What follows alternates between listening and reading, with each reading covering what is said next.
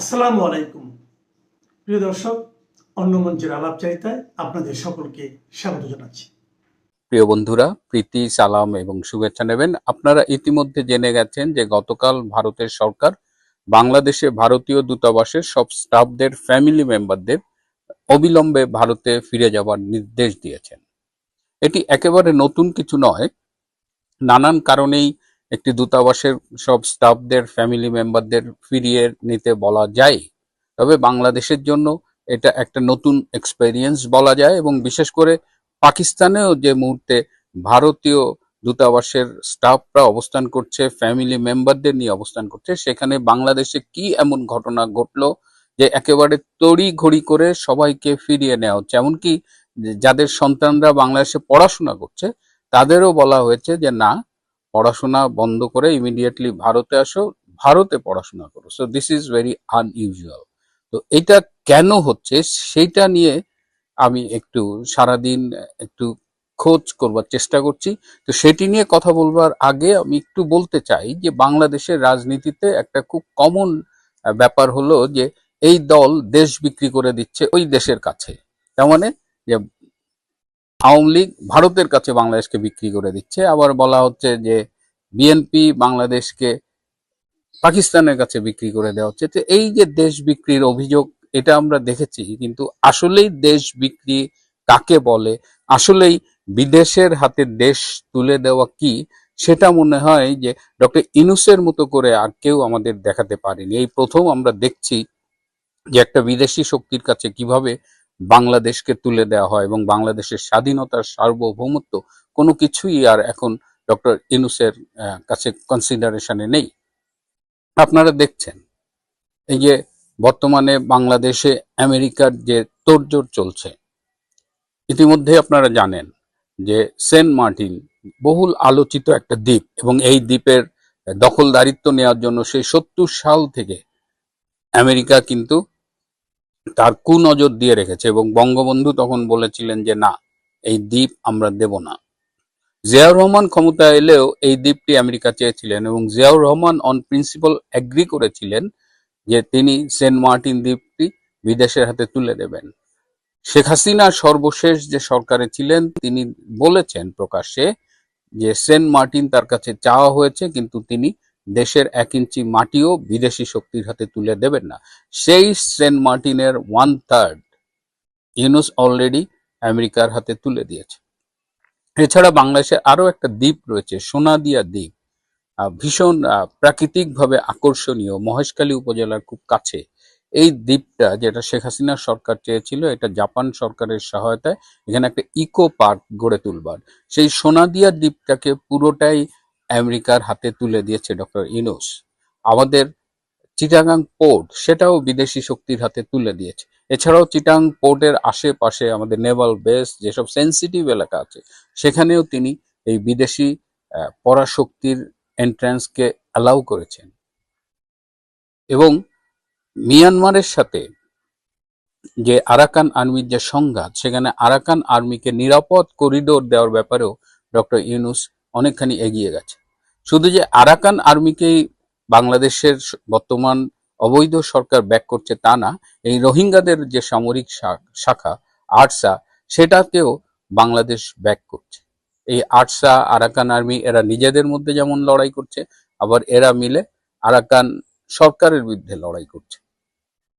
তো সব মিলিয়ে দেশের যে ভয়াবহ একটা অবস্থার সামনে ডক্টর ইউনূস দাঁড় করিয়ে দিয়েছে, এটা এখন একেবারে দল অন্ধ বা ডক্টর ইউনূসের মানে পা চাটা এরকম লোকজন ছাড়া এখন এটা সবাই বুঝতে পারছে। কিন্তু এইটা, এই যে এই এলাকায়, এই সাউথ এশিয়ার এই বঙ্গোপসাগরকে কেন্দ্র করে এই যে আমেরিকার যে অবস্থান, এই অবস্থানটা যারা জিও পলিটিক্যাল সিচুয়েশন গুলো ফলো করেন তারা নিশ্চয়ই বুঝতে পারছেন যে আমেরিকা এখানে যেভাবে আসন গেড়ে বসতে যাচ্ছে, তাতে রাশিয়া, চীন, এমনকি ভারতও খুব একটা হ্যাপি না, এবং এটা তাদের জন্য একটা বিরাট মাথা ব্যথা। স্বভাবতই মিয়ানমারেরও একটা বড় মাথা ব্যথা হয়ে দাঁড়িয়েছে এই আরাকান আর্মি এবং আরসা। তাহলে এখন এই অবস্থায় যারা এই অঞ্চলে মার্কিন মাতব্বরি মেনে নিতে পারছে না, তারা কি বসে থাকবে? তারা ঠিক করেছে যে প্রয়োজনে মায়ানমারকে দিয়ে বাংলাদেশকে অ্যাটাক করাবে। এটা অনেক দিন ধরেই আলোচনায় ছিল, কনসিডারেশনে ছিল, কিন্তু এটা একদম প্রায় ফাইনাল হয়ে গেছে যে এর পেছনে রাশিয়া রয়েছে, চীন রয়েছে। তাদের মদদে মায়ানমার যে কোনো দিন বাংলাদেশকে অ্যাটাক করতে পারে এবং এই অ্যাটাকের পক্ষে তাদের কিন্তু যুক্তি আছে। এবার আসেন, কেন আমাদের ভারতীয় দূতাবাসের স্টাফদের ফ্যামিলিকে জরুরি ভিত্তিতে ভারতে ফিরিয়ে নেওয়া হচ্ছে?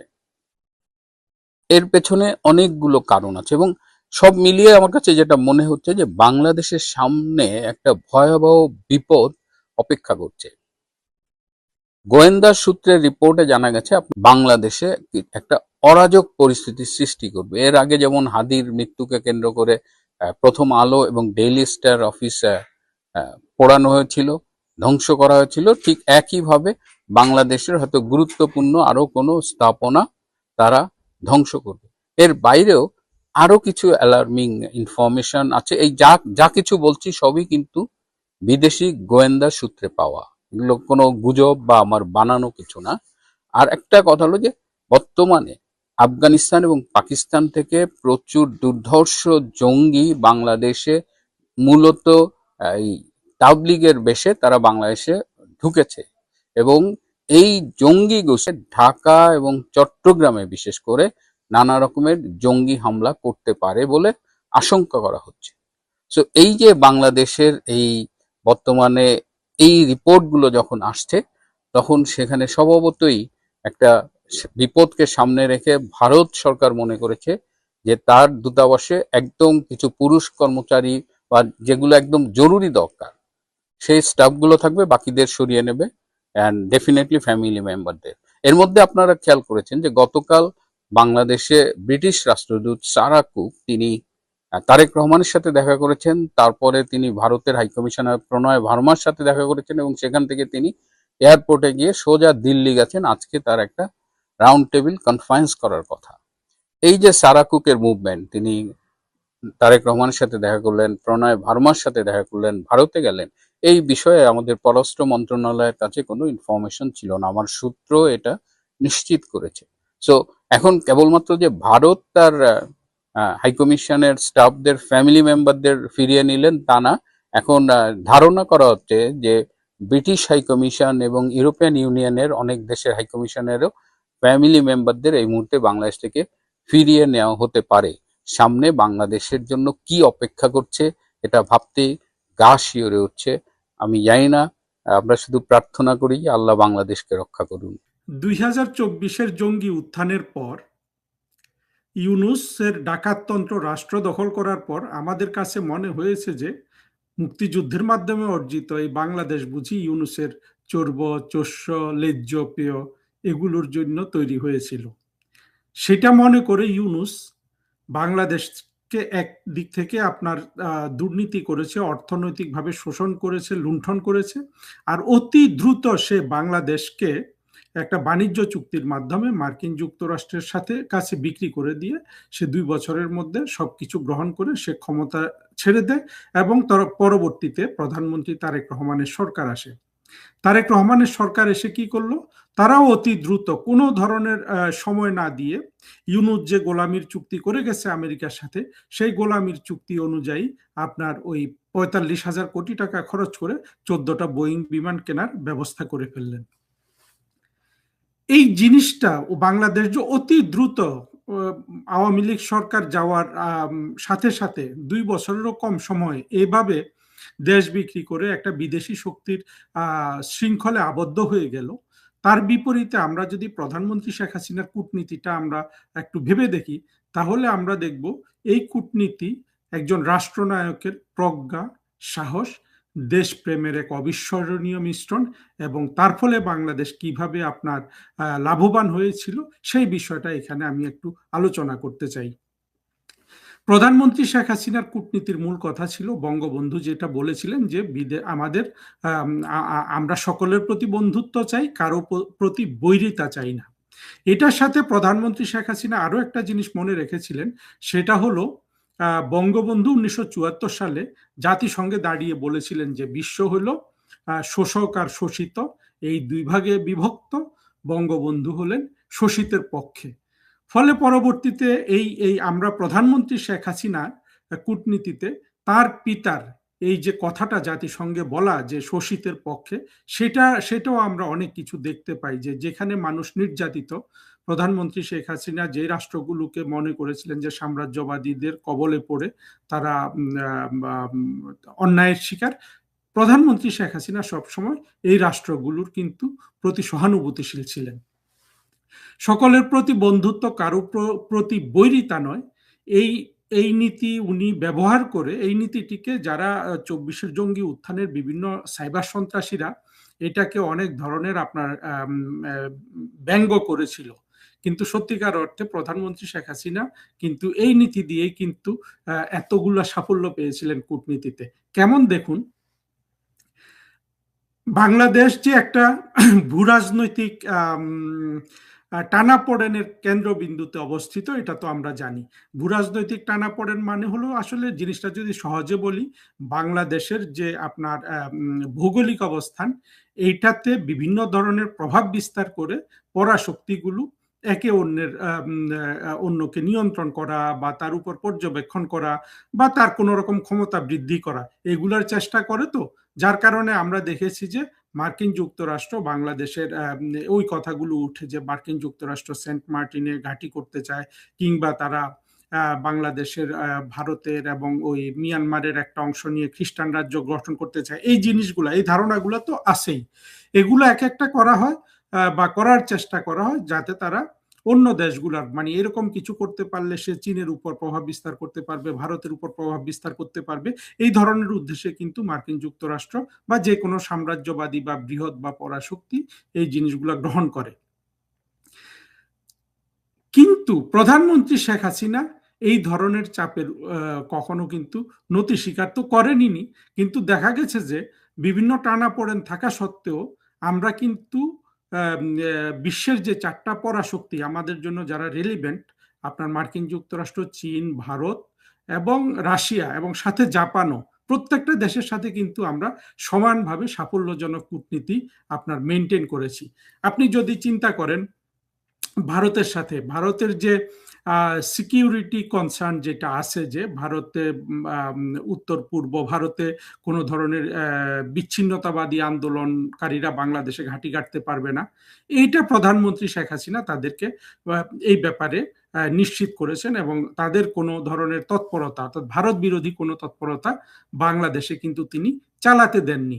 এইটা মনে এইরকম একটা অবস্থায় তারপরে আপনি দেখেন তিনি কিন্তু চীনের থেকে ঋণ নিয়ে আবার পদ্মা সেতু করেছেন। চীনও কিন্তু এই পদ্মা সেতু করে দিয়েছে। আবার রাশিয়া থেকে উনি পারমাণবিক বিদ্যুৎ কেন্দ্র করেছেন রাশিয়ার সাথে চুক্তি করে। একইভাবে উনি মার্কিন যুক্তরাষ্ট্রে আমাদের যে যে ব্যবসায়িক স্বার্থ, গার্মেন্টস বিক্রি ইত্যাদি, এগুলো প্রতি বছর বৃদ্ধি পেয়েছে, কিন্তু কোনোভাবেই কোনো কিছু কমেনি। আপনারা আরো একটা জিনিস লক্ষ্য করবেন যে জো বাইডেন, অর্থাৎ 2024 সালের ইলেকশনের পর, তখন প্রেসিডেন্ট ছিলেন জো বাইডেন, উনি কিন্তু প্রধানমন্ত্রী শেখ হাসিনাকে আপনার অভিনন্দন জানিয়েছিলেন শেখ হাসিনার নির্বাচনের পর, এবং সেই সরকারের সাথে উনি প্রধানমন্ত্রী সরকারের সাথে কাজ করার জন্য অঙ্গীকারাবদ্ধ ছিলেন। এবং আমরা যেটা দেখেছিলাম যে মার্কিন যুক্তরাষ্ট্র প্রধানমন্ত্রী শেখ হাসিনার সাথে যে ধরনের অন্যায্য দাবি দাওয়া করেছিলেন, সেগুলো প্রধানমন্ত্রী শেখ হাসিনা মেনে না নেওয়া সত্ত্বেও কিন্তু মার্কিন যুক্তরাষ্ট্র কিন্তু অতটুকু নত হয়েছিল। পরবর্তীতে আমরা যেটা দেখেছি যে মার্কিন যুক্তরাষ্ট্র ভেতরে ভেতরে 2024-এ যে জঙ্গিরা বাংলাদেশে জঙ্গি উত্থান করিয়েছে, তাদের সাথে মিলিত হয়ে প্রধানমন্ত্রী শেখ হাসিনা সরকারের বাংলাদেশের রাজনৈতিক দৃশ্যপট থেকে সরে যাওয়াতে ভূমিকা রাখে। কিন্তু দেখুন, আমেরিকা কিন্তু এই সুযোগটা পেত না, অর্থাৎ ঘরের মধ্যে আমাদের যে অভ্যন্তরীণ শত্রু, বাংলাদেশের মুক্তিযুদ্ধের স্বাধীনতা বিরোধী এই এই মৌলবাদী এবং জঙ্গি শক্তিগুলো, তারা যদি ভেতর থেকে যদি আপনার এই সাবোটাজগুলো না করত, অভ্যন্তরীণ ভাবে যদি দেশটাকে পঙ্গু করার ব্যবস্থা না করত, মার্কিন যুক্তরাষ্ট্র কিন্তু কোনো সুযোগ পেত না। এবং মার্কিন যুক্তরাষ্ট্র জো বাইডেন প্রধানমন্ত্রী শেখ হাসিনাকে যে চিঠি লিখেছিলেন, আপোষমূলক চিঠি, সেই অনুযায়ী কিন্তু তারা প্রধানমন্ত্রী শেখ হাসিনার কাছে নত হয়ে মার্কিন যুক্তরাষ্ট্র কিন্তু সুসম্পর্ক মেনটেন করে যেত, কারণ তাদের এছাড়া কিন্তু আর কোনো উপায় ছিল না। কিন্তু সেটা করতে করতে হলো না তাদের। তারা তাদের আরো যে গভীর অভিসন্ধি আছে সেটা তারা পূরণ করতে পারলো কিন্তু 24-এর জঙ্গি কোয়ালিশনে আপনার যারা জঙ্গি উত্থান ঘটিয়েছে তাদের সাথে হাত মিলিয়ে। এবং পরবর্তীতে তারা ইউনুস আসলো, তারেক রহমান আসলো। এই যে একটা কঠিন অবস্থা ছিল বাংলাদেশে, প্রতিটা পরাশক্তির সাথে সমান দূরত্ব বজায় রেখে আপনার প্রধানমন্ত্রী শেখ হাসিনা একেবারে তিনি কিন্তু এগিয়ে যাচ্ছিলেন। আপনারা শুধু এই জায়গাটা চিন্তা করুন যে জঙ্গিরা ছিল না বাংলাদেশে, মনে করেন জঙ্গিরা বাংলাদেশে ছিল না, মাইনার জঙ্গি অবস্থায় দেখেন প্রধানমন্ত্রী শেখ হাসিনার কিন্তু এই নীতিটাই অব্যাহত থাকতো। উনি একইভাবে ভারতের সাথে সুসম্পর্ক রাখতেন, চীনের থেকে অর্থনৈতিক সুযোগ সুবিধা নিতেন, রাশিয়ার সাথে সুসম্পর্ক, জাপানের সাথে সুসম্পর্ক, এবং মার্কিন যুক্তরাষ্ট্র, ইউরোপিয়ান ইউনিয়ন তাদের ইচ্ছাই হোক অনিচ্ছাই হোক তারা কিন্তু প্রধানমন্ত্রী শেখ হাসিনার সাথে সুসম্পর্ক রক্ষা করতে কিন্তু বাধ্য হতেন, শুধু যদি জঙ্গি স্বাধীনতা বিরোধীরা বাংলাদেশে না থাকতো। এবং তাহলে আমাদের সত্যিকারের যেটা আমাদের কূটনীতি হওয়া উচিত, আমাদের মর্যাদার জন্য, আমাদের দেশের সার্বভৌমত্বের জন্য, আমাদের দেশের অর্থনৈতিক উন্নয়নের জন্য, সেটাও কিন্তু অব্যাহত থাকত। এবং কোনো পরাশক্তির এখানে আর কিছু করার কিন্তু কোনো সুযোগ ছিল না। কিন্তু ইউনুস এসে কি করলো দেখেন, ইউনুস আসার পরে কিন্তু সবকিছু ওলট পালট হয়ে গেল। ইউনুস অতি দ্রুত, যত তাড়াতাড়ি চেয়েছে সে কিন্তু মার্কিন যুক্তরাষ্ট্রের সাথে সম্পূর্ণরূপে সবকিছু দিয়ে দেশটাকে বিক্রি করে হলো মার্কিন যুক্তরাষ্ট্রের প্রোটেকশন তার দরকার, সেই কাজ সে করেছে। আবার তারেক রহমান আপনার একই ধারাবাহিকতা বজায় রেখেছেন। এখানে আমার প্রশ্ন হলো যে ইউনুস বা তারেক রহমান তারা যদি এটা নাও চাইতেন তাহলে কি তারা এটা করতে পারতেন? শেখ হাসিনা যেই সাহসের সাথে সবার সাথে সমান দূরত্ব রক্ষা করে আপনার বাংলাদেশটাকে কূটনৈতিক জায়গায় এবং বিদেশি যাদের কাছে অর্থ আছে তাদের থেকে অর্থ নিয়ে তিনি দেশটাকে উন্নত করছিলেন, সেটা কি ইউনুস বা তারেক রহমান করতে পারতো? পারতো না। পারতো না এই জন্য যে এই ইউনুসের কিন্তু কোনো ইউনুসের আসলে এখানে ইউনুসকে সম্মান দিয়ে আলোচনা করারও কিছু নেই। ইউনুসের তো ইচ্ছাই নেই। ধরুন ইউনুসের যদি ইচ্ছাও থাকতেও পারতো না, কারণ ইউনুসের প্রধানমন্ত্রী শেখ হাসিনার দেশপ্রেম নাই, ইউনুসের প্রধানমন্ত্রী শেখ হাসিনার সাহস নাই, এই দুইটা জিনিস নেই, প্রজ্ঞা তো নাই। কিন্তু ইউনুসের এগুলো নাই। আবার ইউনুস হলো যে আপনার খারাপ মানুষ, সে সেই জন্য দেশ বিক্রি করে দিয়েছে। এখন যদি তারেক রহমান চান তাহলে কি উনি ইউনুস যেই ধ্বংসের রেল লাইনে বাংলাদেশকে তুলে দিলেন সেখান থেকে কি তারেক রহমান নামাতে পারবেন? বা পারবেন আসলে আলোচনা করাও দুঃখ লাগে, কারণ তারেক রহমান তো চেষ্টাই করেছেন বলে এটা আমাদের কাছে মনে হয় না। না হলে তো উনি অতি দ্রুত, ওনার কোনো বাধ্যবাধকতা নেই, ইউনুস চুক্তি করে গেছে চালাকি করে, ওইটা 3 মাসের মধ্যে যে কোনো পক্ষ বাতিল করতে পারে। অর্থাৎ তারেক রহমানের সরকার চাইলে এটা 3 মাসের মধ্যে বাতিল করে দিতে পারে, 3 মাসের একটা আগাম নোটিশ দিয়ে।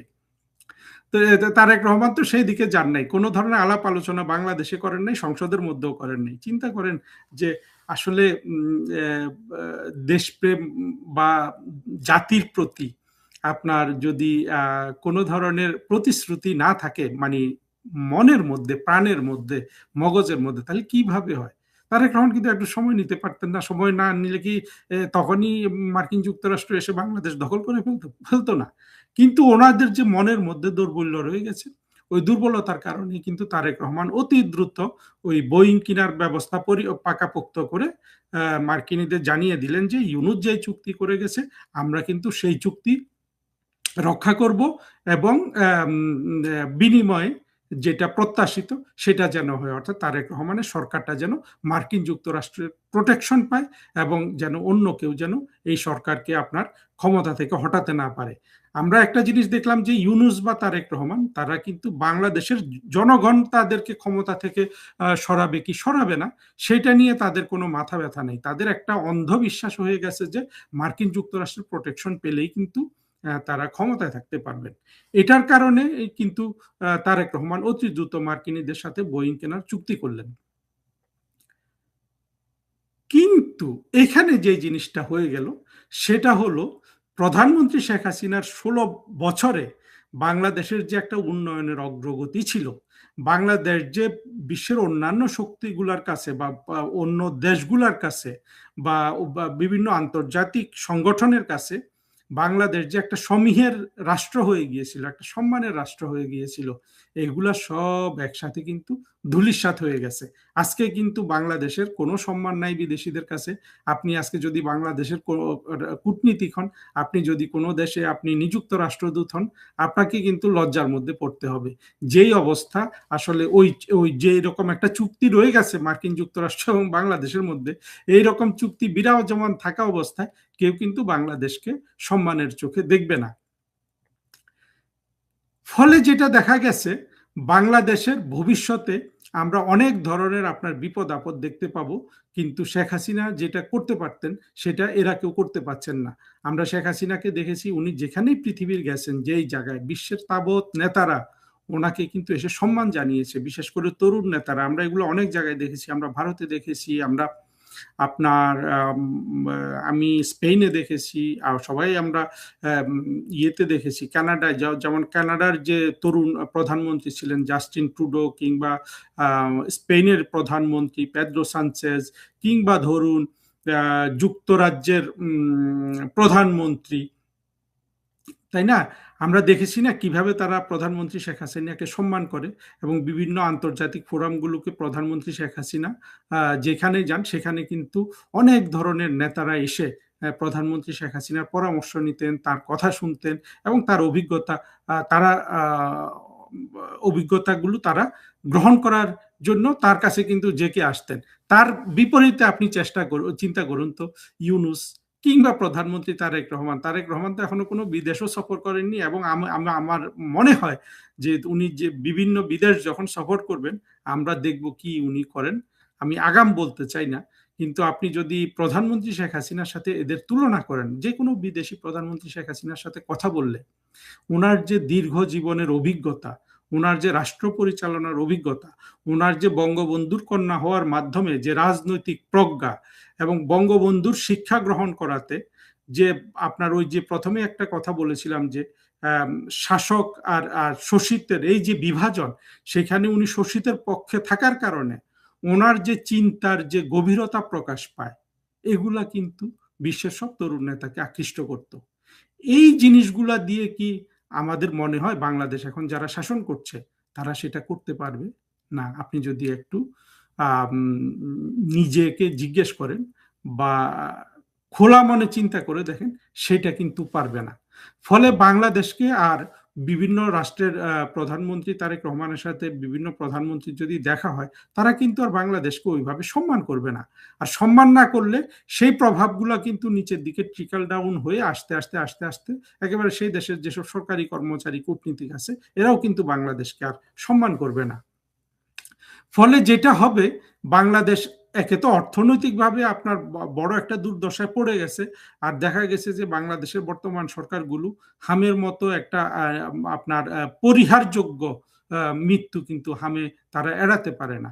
আর দেশের যে অর্থনৈতিক দুরবস্থা চলছে, দ্রব্যমূল্যের যে ঊর্ধ্বগতি বিভিন্ন সময় আমরা খবর পাচ্ছি, তার সাথে সাথে বাজেটের কি অবস্থা হয় আগামী বছর আপনারা দেখবেন।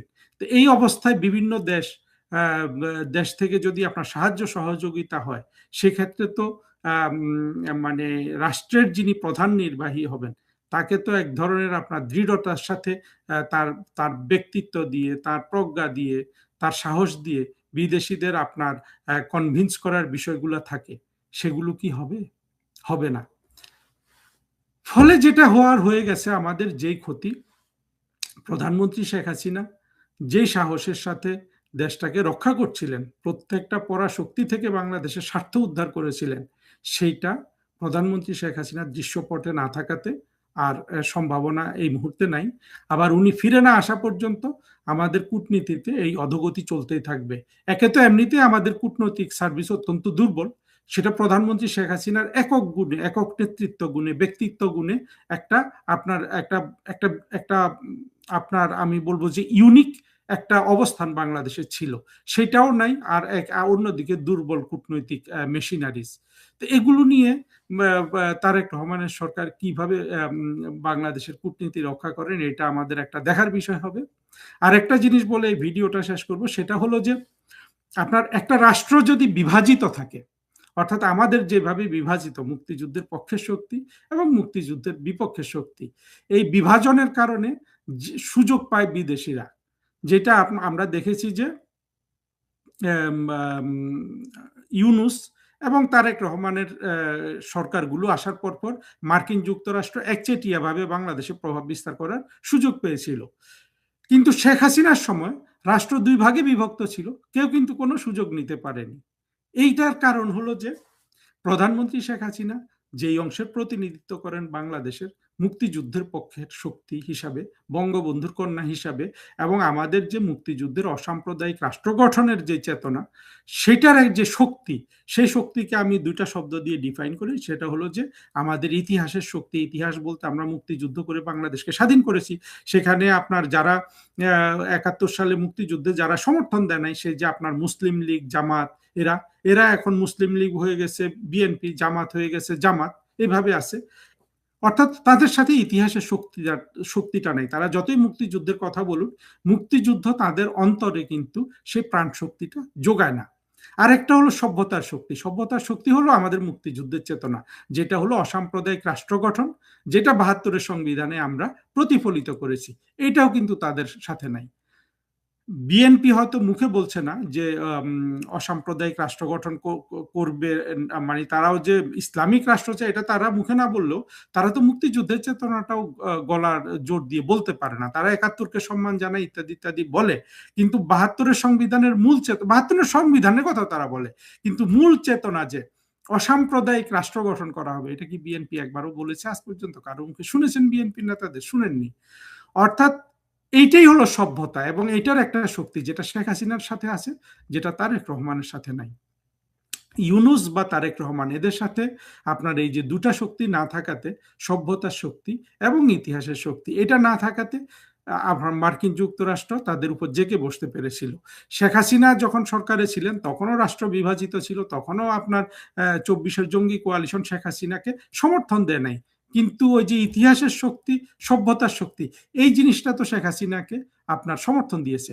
ফলে যেটা হয়েছে, শেখ হাসিনার সময় রাষ্ট্র বিভক্ত থাকার কারণেও এই দুই শক্তির কারণে বিদেশিরা কিন্তু প্রধানমন্ত্রী শেখ হাসিনাকে আপনার কিন্তু কোনোভাবেই কিন্তু মানে কোন রকম উনি নতি।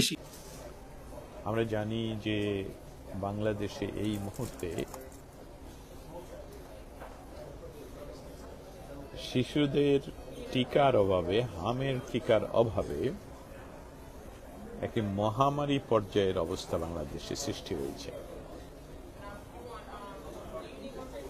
গণমাধ্যমের সূত্র বা গণমাধ্যমের তথ্য, গণমাধ্যমের সংবাদ মাধ্যমে আমরা যেটা দেখতে পাই, সেটা যতটুকু জানতে পাই, তাতে দেখা যাচ্ছে যে বাংলাদেশে ইতিমধ্যে ৩০০+ শিশু ইতিমধ্যেই মৃত্যুবরণ করেছে হামের টিকা না থাকার জন্য।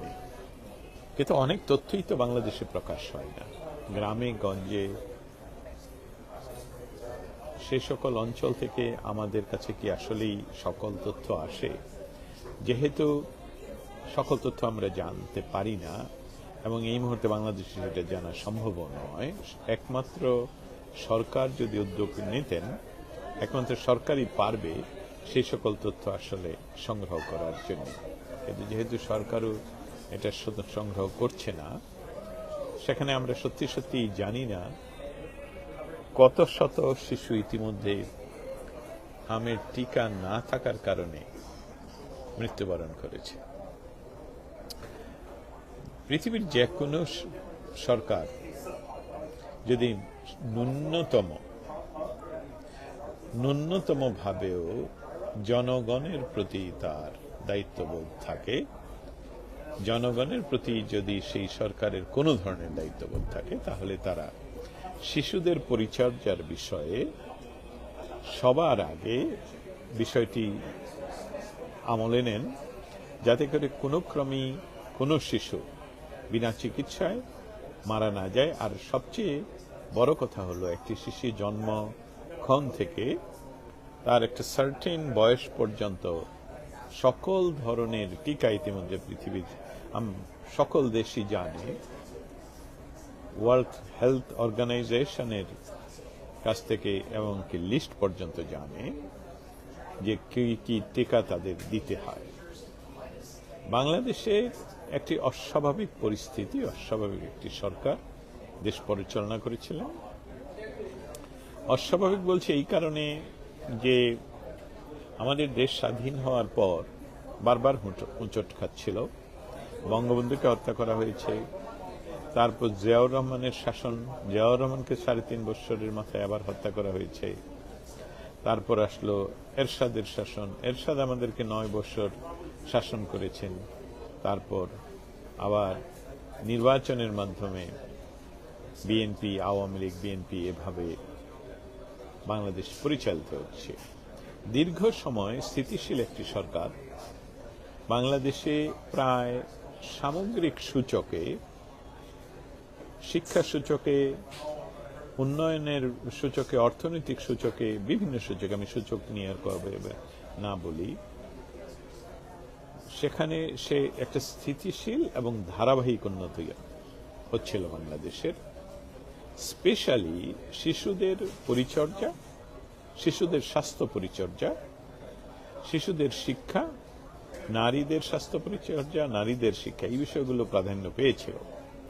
যার জন্যে পৃথিবীতে প্রায় সর্বোচ্চ লেভেলে টিকার দেয়ার দেশ হিসেবে বাংলাদেশের নাম ছিল।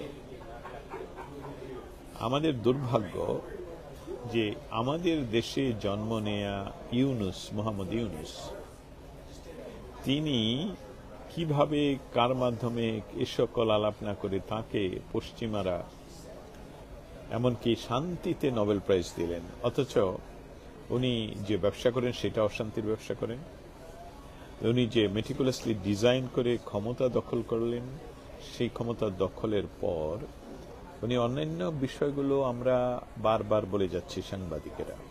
আমরা গত 2 বছর ধরে বলে গেলাম যে ডক্টর ইউনূস বাংলাদেশকে কিভাবে পৃথিবীর অন্যান্য দেশ, স্পেশালি যুক্তরাষ্ট্রের কাছে বিক্রি করে দিচ্ছে, কিভাবে বাংলাদেশকে এমন একটি পর্যায়ে নিয়ে যাচ্ছে যাতে এটা ব্যর্থ রাষ্ট্র পরিগণিত হয় বা ইতিমধ্যে হয়ে গেছে। কিন্তু এই মনস্টার যে বাংলাদেশের শিশুদের জন্য টিকা কেনা, টিকা দেয়া, টিকার ব্যবস্থা নেয়া, শিশুর পরিচর্যার বিষয়ে একদমই সে সমস্ত কিছু বন্ধ করে দিয়ে সেখানে লুটপাট চালায়। এটা সরাসরি একটি সরকার, আপনি নির্বাচিত অনির্বাচিত যে কোনো সরকারের জন্য এটি একটি অপরাধ।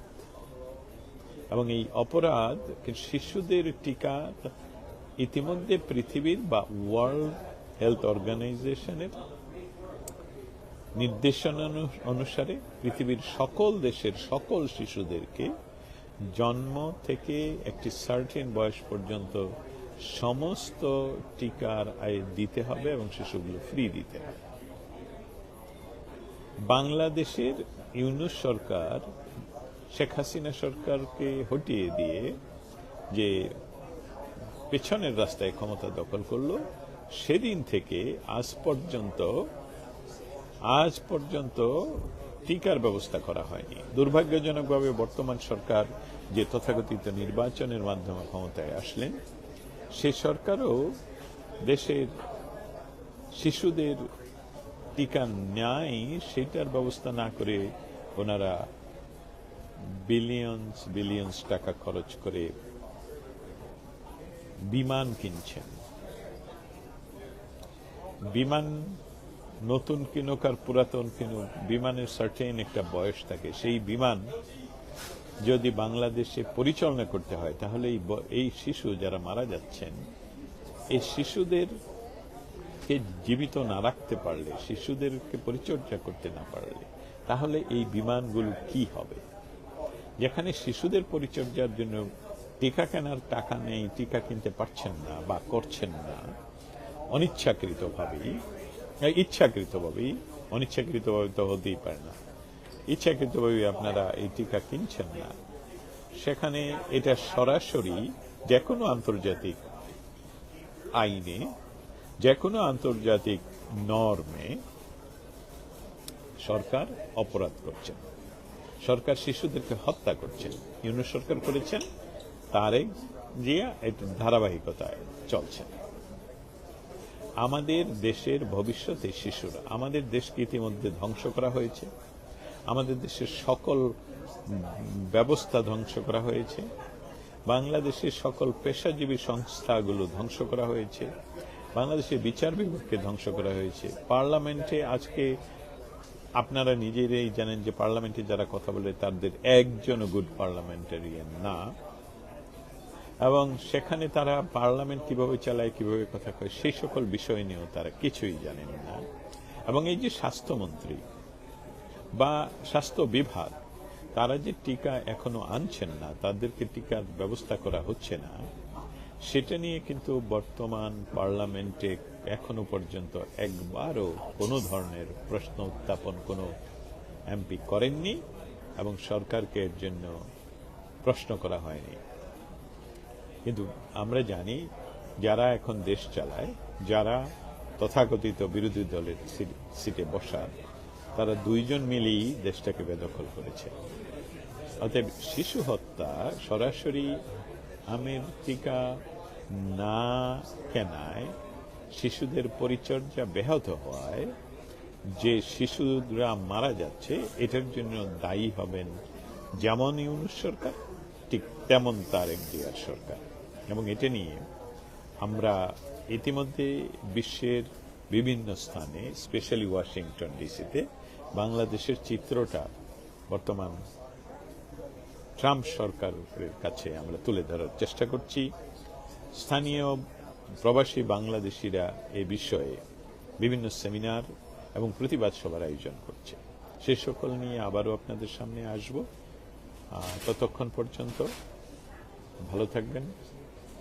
আজ রবিবার আমাদের এখানে, আজকেও ছুটির দিন, তথাপি এই সাত সকালেই মনে হলো যে এই বিষয়টা নিয়ে অল্প কিছু হলেও কথা বলা প্রয়োজন। আপনারা যারা আমার সাথে এতক্ষণ ছিলেন, আপনাদের সকলকে ধন্যবাদ। সেই সাথে যারা আমাকে এখন শুনছেন, তাদেরকে বলছি আপনারা এই ভিডিওটুকু শেয়ার করে দিবেন দয়া করে, আর যারা ভবিষ্যতে শুনবেন তারাও আপনাদের বন্ধু বান্ধবদের সাথে শেয়ার করে বর্তমান সরকার যে অব্যবস্থাপনা কন্টিনিউ করছেন ইউনূস সরকারের কাছ থেকে, সেটা হতে দিতে দেওয়া যায় না। আমাদের প্রতিবাদ করতে হবে, আমাদেরকে রাস্তায় নামতে হবে, আমাদেরকে লেখালেখি করতে হবে, আমাদেরকে লিখতে হবে, আমাদেরকে বিভিন্ন অ্যাকশনে যেতে হবে, যাতে করে এই টিকার ব্যবস্থা দ্রুততম সময়ে করা হয়। আর যারা এর জন্য দায়ী, তাদের সকলকেই বিচারের আওতায় আনা হয়। আপনারা সকলে ভালো থাকবেন। আমি দস্তগীর জাহাঙ্গীর আজকে যুক্তরাষ্ট্রের অঙ্গরাষ্ট্র জর্জিয়ার আটলান্টা শহর থেকে আপনাদের সাথে এতক্ষণ ছিলাম। ধন্যবাদ, ভালো থাকবেন। বাংলাদেশের রাজনীতিতে এখন সবচেয়ে গুরুত্বপূর্ণ প্রশ্নগুলোর একটি হচ্ছে, প্রধানমন্ত্রী তারেক রহমান তার প্রথম বিদেশ সফরে কোথায় যাচ্ছেন, দিল্লি নাকি বেইজিং? এই প্রশ্ন এখন শুধু সফরের প্রশ্ন নয়, এটি পরিণত হয়েছে বাংলাদেশের ভবিষ্যৎ পররাষ্ট্রনীতি, আঞ্চলিক কূটনীতি এবং পরাশক্তির প্রভাব বিস্তারের কঠিন পরীক্ষায়। কারণ আপাতত দেখা যাচ্ছে দিল্লি নীরব, অন্যদিকে বেইজিং অস্বাভাবিকভাবে সক্রিয়। আর এই দুই শক্তির মাঝখানে দাঁড়িয়ে আছেন প্রধানমন্ত্রী তারেক রহমান। আজ আলোচনা করব কেন ভারতের সঙ্গে তারেক রহমান সরকারের সম্পর্ক হঠাৎ করে ঠান্ডা হয়ে গেল, কারণ যেটা বেশ উষ্ণ হয়ে উঠছিল। আবার দেখব চীন আসলে কি চাইছে, তিস্তা প্রকল্প কেন এত গুরুত্বপূর্ণ, কেন তারেক রহমানের প্রথম বিদেশ সফর বাংলাদেশের জন্য এক ভয়ঙ্কর কূটনৈতিক ভারসাম্যের পরীক্ষা হয়ে দাঁড়িয়েছে। বাংলাদেশের কোনো প্রধানমন্ত্রীর প্রথম বিদেশ সফর সবসময় বিশেষ বার্তা দেয়, মানে একটি সরকারের, নির্বাচিত সরকারের প্রথম প্রধানমন্ত্রী, এটি বিশেষ বার্তা দেয়। কূটনীতিতে এটাকে বলা হয় সিগন্যাল পলিটিক্স। নতুন প্রধানমন্ত্রী প্রথমে কোন দেশে যাচ্ছেন সেটাই বলে দেয় তিনি কাকে আসলে অগ্রাধিকার দিচ্ছেন, কোন শক্তির সঙ্গে ঘনিষ্ঠ হতে চাইছেন এবং তার ভবিষ্যৎ পররাষ্ট্রনীতির গতিমুখ কোন দিকে। সেই কারণেই এখন পুরো কূটনৈতিক বিশ্ব তাকিয়ে আছে তারেক রহমানের দিকে। শুরুতে ধারণা করা হয়েছিল তারেক রহমানের প্রথম সফর হবে ভারতে, কারণ নির্বাচনের পরপরই ভারতের প্রধানমন্ত্রী নরেন্দ্র মোদী সবার আগে ফোন করে তারেক রহমানকে অভিনন্দন জানিয়েছিলেন। শুধু তাই নয়, তারেক রহমানের স্ত্রী জুবাইদা রহমান এবং কন্যা জাইমা রহমানকে নিয়ে ভারত সফরের আমন্ত্রণও পাঠিয়েছেন। কিন্তু দেখা যাচ্ছে কয়েক মাস না যেতেই পরিস্থিতি যেন কেমন বদলে গেছে বা বদলে যাচ্ছে। সংসদে আওয়ামী লীগের রাজনৈতিক কার্যক্রম নিষিদ্ধ করার আইন পাশ হওয়ার পর থেকেই দিল্লির অস্বস্তি তৈরি হয়েছে বলে রাজনৈতিক বিশ্লেষকদের অভিমত। ভারত মনে করছে যেই রাজনৈতিক সমঝোতার ভিত্তিতে তারা, মানে ভারত, নতুন সরকারের প্রতি নমনীয় অবস্থান নিয়েছিল, নমনীয় হয়েছিল, বাস্তবে তারেক রহমানের সরকার এখন সম্পূর্ণ ভিন্ন পথে হাঁটছে। ফলে দিল্লি এখন এক ধরনের নীরব কূটনৈতিক দূরত্ব বজায় রাখছে বলে অনেকে মনে করছেন। কিন্তু ঠিক এই জায়গাতেই মাঠে নেমেছে চীন। চীনের বাংলাদেশের রাষ্ট্রদূত ইয়াও ওয়েন এখন প্রকাশ্যেই বলছেন, তিনি বেশ সক্রিয়, আপনারা গণমাধ্যমে চোখ রাখলেই দেখবেন, এখানে যাচ্ছেন সেখানে যাচ্ছেন, এর সঙ্গে কথা বলছেন, তার সঙ্গে বৈঠক করছেন। তিনি প্রকাশ্যেই বলছেন তারেক রহমানের সম্ভাব্য চীন সফর হবে ঐতিহাসিক মাইলফলক। বাংলাদেশ চীন সম্পর্ক নতুন উচ্চতায় পৌঁছেছে বলেও মন্তব্য করেছেন তিনি। এখানে একটা বিষয় খুব গুরুত্বপূর্ণ, সেটা হচ্ছে খেয়াল করলে বুঝবেন চীন শুধু সফর চাচ্ছে না, চীন বড় কৌশলগত লাভ বা সুবিধাটা চাচ্ছে, আর সেই লাভের নাম হচ্ছে তিস্তা মহাপরিকল্পনা। দীর্ঘদিন ধরেই বেইজিং চাচ্ছে তিস্তা প্রকল্পে যুক্ত হতে, কিন্তু শেখ হাসিনার সরকারের সময় বলুন কিংবা এর পরে ইউনূসের অন্তর্বর্তী সরকারের সময় বলুন, ভারত এবং যুক্তরাষ্ট্রের চাপের কারণে বা মন খারাপ হবে এরকম একটা শঙ্কায়, সংশয়ে এই দুই সরকারের কেউই সেই সুযোগটা চীনের জন্য অবারিত করে দেয়নি। কিন্তু এখন পরিস্থিতি ভিন্ন বলে মনে করছেন অনেক কূটনীতিক। এছাড়া নির্বাচনের আগে আপনাদের খেয়াল আছে তারেক রহমান নিজেই তিস্তা প্রকল্প বাস্তবায়নের প্রতিশ্রুতি দিয়েছিলেন। এখন চীন সেই প্রতিশ্রুতির কথাটাই তারেক রহমানকে মনে করিয়ে দিচ্ছে এবং এর বাস্তব ফল দেখতে চাইছে। কূটনৈতিক সূত্রগুলো বলছে বেইজিং পরিষ্কার বার্তা দিয়েছে বাংলাদেশ চাইলে তারা এখনই অর্থায়ন এবং বাস্তবায়নে যেতে প্রস্তুত। অর্থাৎ শুধু সফর নয়, চীন চাইছে কৌশলগত অংশীদারত্বের নিশ্চয়তা। কিন্তু এখানেই শুরু হচ্ছে আসল সংকট, কারণ তিস্তা প্রকল্প যদি চীনের হাতে চলে যায়, বাংলাদেশ দিয়ে দেয়, যেটা কিছুটা ইঙ্গিত পররাষ্ট্রমন্ত্রী খলিলুর রহমানও দিয়েছেন অতি সম্প্রতি, তাহলে ভারত সেটা মোটেও সহজভাবে নেবে না এটা বলা যায়। কারণ ভারতের জন্য তিস্তা শুধু নদী নয়, এটি সীমান্ত নিরাপত্তা, উত্তর পূর্বাঞ্চলীয় কৌশল ভারতের এবং আঞ্চলিক প্রভাবের প্রশ্ন। তাই ভারত চায় না বাংলাদেশের উত্তরাঞ্চলে চীনের বড় অবকাঠামোগত উপস্থিতি তৈরি হোক। কিন্তু দর্শক, আপনারা যারা আমাদের গতকালকের কন্টেন্ট দেখেছেন, সেখানে আপনারা দেখেছেন যে লালমনিরহাটে এমন কিছু স্থাপনা দ্রুত গতিতে এগিয়ে চলেছে, বাংলাদেশ করছে। কার অর্থায়নে, কার পরামর্শে, কার নকশায় করছে এটি স্পষ্ট নয়, কিন্তু বাংলাদেশ করছে। ভারতের জন্য এটিও একটি মাথা ব্যথার বিষয়। গতকালকের এই কন্টেন্টটি যারা এখনো দেখেননি, দেখে নিতে পারেন। অন্যদিকে যুক্তরাষ্ট্র বিষয়টি গভীরভাবে পর্যবেক্ষণ করছে। মার্কিন রাষ্ট্রদূত ব্রেন ক্রিস্টেনসেন দায়িত্ব নিয়ে যখন এলেন জানুয়ারিতে, সম্ভবত বাংলাদেশে এসেই তিনি স্পষ্ট ইঙ্গিত দিয়েছিলেন বাংলাদেশ যেন কমিউনিস্ট চীনের সঙ্গে অতিরিক্ত ঘনিষ্ঠ না হয়। অর্থাৎ এখন পরিস্থিতি এমন দাঁড়িয়েছে, দিল্লিকে খুশি করতে গেলে বেইজিং অসন্তুষ্ট হতে পারে, আবার বেইজিং এর দিকে ঝুঁকলে ওয়াশিংটন এবং দিল্লি ক্ষুব্ধ হতে পারে। আর এই জটিল ত্রিভুজের মাঝখানে দাঁড়িয়ে আছেন তারেক রহমান। এখন প্রশ্ন হচ্ছে, তাহলে কি তিনি সরাসরি ভারত বা চীনে না গিয়ে অন্য কোনো দেশ দিয়ে সফর শুরু করবেন? এসব আলোচনা আমরাও করেছি, আপনারাও শুনেছেন, কারণ এই সম্ভাবনাটাও জোরালো। কূটনৈতিক বিশ্লেষকদের কেউ কেউ বলছেন ভুটান দিয়ে যদি সফর শুরু করেন তারেক রহমান, সেটি হবে তার জন্য নিরাপদ এবং কৌশলগতভাবে ভারসাম্যপূর্ণ পদক্ষেপ। কারণ ভুটান সার্কভুক্ত দেশ, যদিও সার্কের এখন কোনো আগামাথা নেই, কোনো অস্তিত্ব নেই। আবার বাংলাদেশকে প্রথম স্বীকৃতি দেওয়া দেশ হচ্ছে ভুটান, এটি একটি স্ট্রং পয়েন্ট। কিন্তু সার্কভুক্ত দেশের কথা বলে এটিকে ওই যে লেজে গোবরে তেনা পেঁচানোর মতো পেঁচিয়ে কোনো লাভ নেই। তাই ভুটান সফর হলে সেটি একদিকে আঞ্চলিক সহযোগিতার বার্তা যেমন দেবে, অন্যদিকে ভারত চীন প্রতিদ্বন্দ্বিতার সরাসরি কেন্দ্রে না গিয়েও, মানে মাঝখানে না পড়েও সময় নেওয়ার সুযোগ পাবে তারেক রহমানের সরকার। তবে বাস্তবতা হচ্ছে চীন এখন অত্যন্ত আগ্রহী এবং আগ্রাসী। শুরুতেও আমি এটি বললাম। ইতিমধ্যে আপনারা দেখেছেন যে বিএনপি ঘনিষ্ঠ একাধিক প্রতিনিধি দল চীন সফর করেছে। ঘন ঘন এক দল গেছে, আরেক দল এসছে, কয়েকটি প্রতিনিধি দল গিয়েছে, ঘুরে এসেছে। অতি সম্প্রতি 6-7 মে পররাষ্ট্রমন্ত্রী খলিলুর রহমানও বেইজিং সফর করেছেন।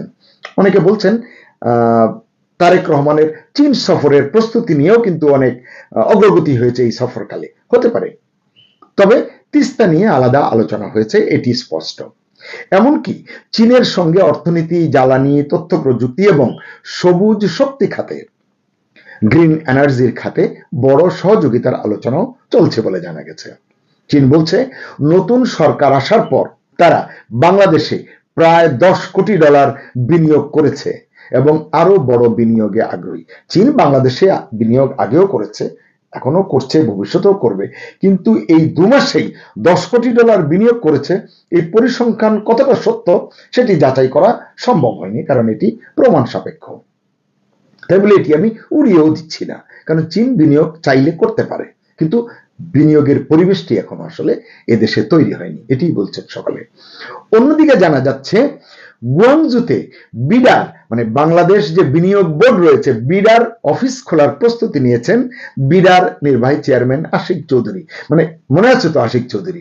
এই আশিক চৌধুরী হচ্ছেন সাবেক প্রধান উপদেষ্টা ইউনূসের প্রিয় আশিক, মানে ওয়ান্ডার বয় যাকে বলা হয়েছিল।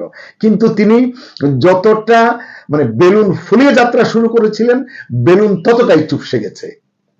তাই চেষ্টা করছেন, তিনি এখনো টিকে আছেন এবং টুকটাক করে আরো কিছু সময় ক্ষমতার আস্বাদ নিতে মরিয়া হয়ে উঠেছেন, এগুলি লোকজন বলছে।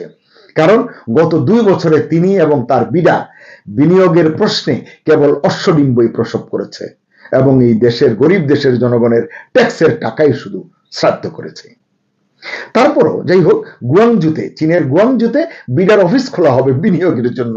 এতকাল চীনের বিনিয়োগ এসেছে, বিডায় কিছু মানে গুয়াংজুতে কিছু খুলতে হয়নি। মানে এগুলো সব হলো মানে ওই যে টুকটাক মার্কা, বললাম তো, একটু ম্যাজিক দেখানোর চেষ্টা, একটু ঠুসঠাস ইংরেজি বলা এবং নিজেকে বিশাল করে মানে প্রকাশ করা, জাহির করা। লাভ কিন্তু 2 বছর, কম সময় নয়। ইউনূসের 1.5 বছর এবং প্রায় এখন 3 মাস, প্রায় 2 বছর কোনো ভূমিকা কিন্তু আশিক চৌধুরী নেই। চূড়ান্ত ফ্লপ, চূড়ান্ত ব্যর্থ।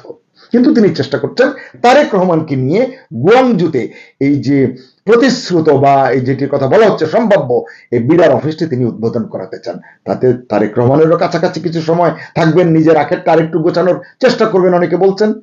এবং বলা হচ্ছে বেইজিংও চাইছে এই সুযোগকে সম্ভাবনায় পরিণত করতে, মানে তারেক রহমানকে আরো কিভাবে ঘনিষ্ঠ করা যায় সেটি চেষ্টা করতে। যাই হোক, তারা এখন শুধু কূটনৈতিক নয়, প্রতীকীভাবেও তারেক রহমানকে নিজেদের ঘনিষ্ঠ অংশীদার হিসেবে তুলে ধরতে চাইছে। কিন্তু এই পথ মোটেও সহজ নয়, কারণ বাংলাদেশ এখন এমন এক ভূরাজনৈতিক অঞ্চলে মোড়ে দাঁড়িয়ে আছে যেখানে বঙ্গোপসাগরকে ঘিরে যুক্তরাষ্ট্র, ভারত এবং চীনের প্রতিযোগিতা দ্রুত থেকে দ্রুততর হচ্ছে এবং তীব্র থেকে তীব্রতর হচ্ছে। চীন চায় বঙ্গোপসাগরে কৌশলগত প্রবেশাধিকার, এটি আমরা জানি। ভারত চায় উত্তর পূর্বাঞ্চলের নিরাপত্তা নিশ্চিত করতে, এটিও আমরা জানি।